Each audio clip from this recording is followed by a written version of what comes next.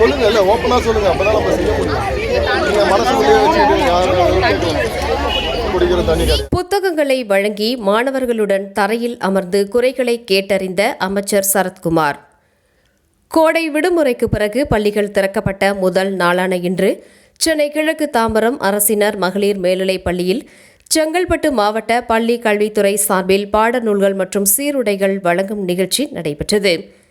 இந்த நிகழ்ச்சியில் செங்கல்பட்டு மாவட்ட ஆட்சியர் எம் வீரப்பன் மற்றும் மனிதவள மேம்பாட்டுத்துறை அமைச்சர் சரத்குமார் கலந்து கொண்டு மாணவிகளுக்கு புத்தகங்கள், சீருடைகள் மற்றும் இனிப்புகள் வழங்கி புதிய கல்வியாண்டை வரவேற்றனர்.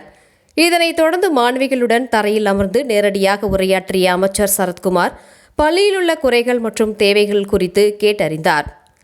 உங்களுக்கு என்ன தேவைகள் இருந்தாலும் தயக்கமின்றி ஆசிரியர்களிடம் தெரிவிங்கள், நாங்கள் அவற்றை நிவர்த்தி செய்து தருகின்றோம். நானும் அடிக்கடி பள்ளிக்கு வந்து ஆய்வு மேற்கொள்வேன் என அமைச்சர் மாணவிகளுக்கு உறுதியளித்தார். அமைச்சரின் இந்த எளிமையான அணுகுமுறையும் மாணவர்களுடன் நேரடியாக கலந்துரையாடிய விதம் பள்ளி மாணவிகள் மற்றும் ஆசிரியர்கள் மத்தியில் பெரும் வரவேற்பை பெற்றது. கல்வி வளர்ச்சி, மாணவர்கள் நலன், நேரடி ஆய்வு என்ற நோக்கில் நடைபெற்ற இந்த நிகழ்வு அனைவரின் கவனத்தையும் ஈர்த்தது.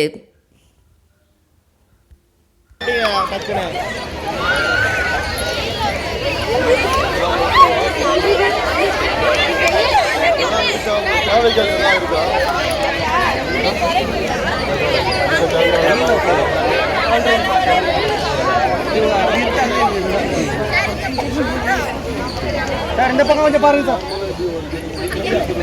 இங்க வந்து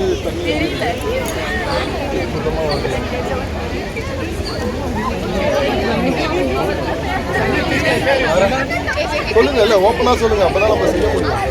நீங்க மனசுக்குள்ளேயே வச்சுட்டு யாரும் குடிக்கிற தண்ணி கிடையாது. மற்றபடி எதுவாக இருந்தாலும் சொல்லுங்க. எதுவும் தாய்க்கெல்லாம் வேணாம், டீச்சர்ஸ் கிட்டேயும் சொல்லுங்கள். நாங்களும் அப்பப்போ வருவோம். வேறு மூலிமா கான்டாக்ட் பண்ணி பேரண்ட்ஸ் மூலிமா ஏதாவது சொல்லணும்னு விருப்பப்பட்டீங்கன்னா அதையும் சொல்லுங்கள். எதாவது முடிஞ்ச அளவுக்கு நம்ம எல்லாமே செஞ்சு கொடுத்துருக்கோம். எல்லோரும் நல்லா படிக்கிறோம்.